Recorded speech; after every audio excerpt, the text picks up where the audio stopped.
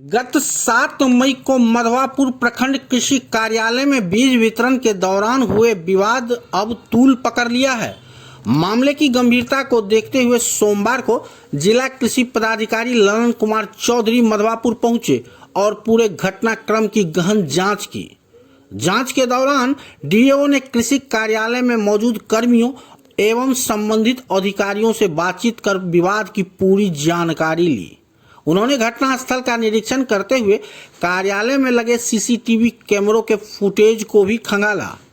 विभागीय सूत्रों के अनुसार जांच में सीसीटीवी फुटेज को अहम साक्ष्य के रूप में माना जा रहा है, जिसके आधार पर घटना की सच्चाई सामने लाने की कोशिश की जा रही है।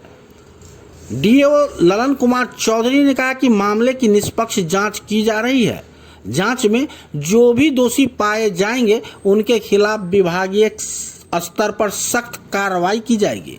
उन्होंने स्पष्ट कहा कि किसी भी परिस्थिति में सरकारी कार्य में बाधा या अनुशासनहीनता बर्दाश्त नहीं की जाएगी।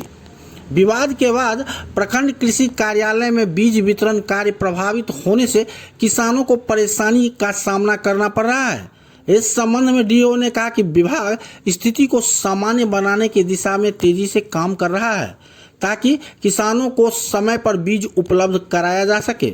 मौके पर अनुमंडल कृषि पदाधिकारी राम अनुज प्रसाद, प्रखंड कृषि पदाधिकारी रतीश चंद्र झा समेत कृषि विभाग के अन्य कर्मी मौजूद रहे।